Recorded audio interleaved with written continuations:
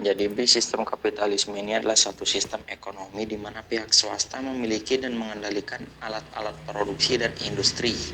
Dalam sistem ini, pemilik modal itu bertanggung jawab penuh untuk apa yang mau diproduksi, apa yang mau dibayar, dan kapitalisme itu punya ciri-ciri memiliki hak milik kebebasan ekonomi tanpa campur tangan pemerintah, perbankan, dan bunga yang menjadi urat nadinya, serta dia itu bersifat konsumerisme dan finansialisasi dalam sistem. Kemudian dalam sistem kapitalisme ini, harga yang ditentukan itu bukan dari pemerintah maupun dari perbankan dan lain-lain, melainkan harga yang ditentukan oleh supply dan demand. Jadi supply dan demand itu, supply itu permintaan, demand itu penawaran yang terjadi di pasar umum.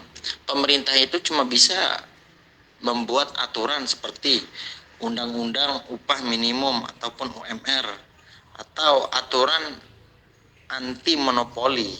Tapi pemerintah di sini juga tidak berperan aktif dalam dalam merencanakan produksi nasional. Jadi apapun yang mau dibuat sama perusahaan-perusahaan ataupun UMKM kayak gitu ya, mereka nggak berperan aktif, tapi dengan bantuan-bantuan dari pemerintah, makanya banyak sekarang produk-produk ataupun UMKM yang ini udah mulai berkembang. Nah, kebetulan di Indonesia ini sistem ekonomi yang kita pakai itu ya memang sistem kapitalisme gitu.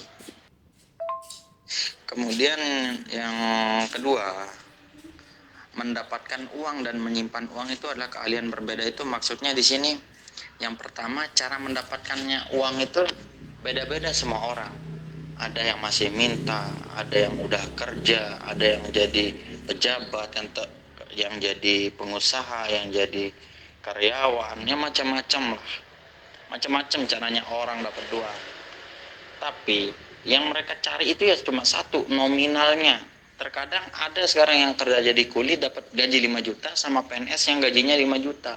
Itu dua-duanya sama dapat 5 juta.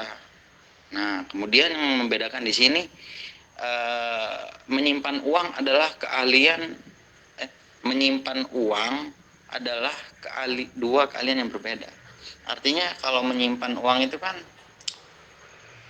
sekarang nih kalau saya punya uang 5 juta dan Abi punya uang 5 juta, itu pasti beda. Mungkin Abi karena lebih banyak kebutuhan, ya pasti lebih duluan Abi yang habis daripada saya.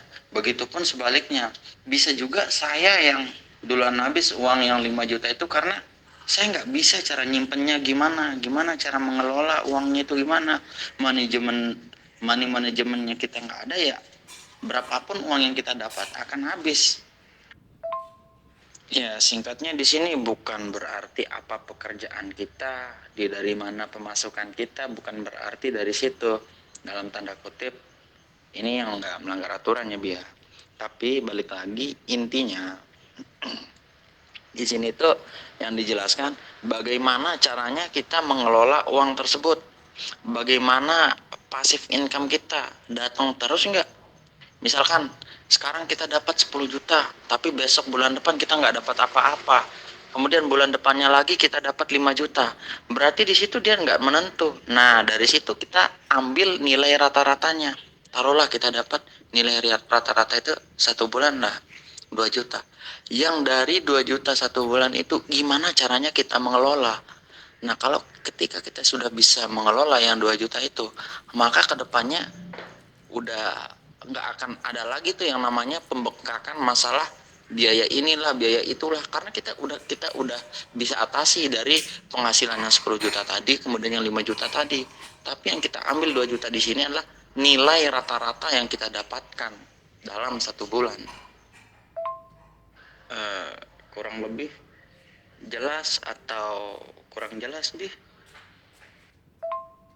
Pokoknya intinya balik lagi, Dabi, mengelola uang dengan baik tidak ada hubungannya dengan kecerdasan Anda dan lebih banyak berhubungan dengan perilaku Anda. Jadi kita mengelola keuangan itu tergantung karakter kita gimana.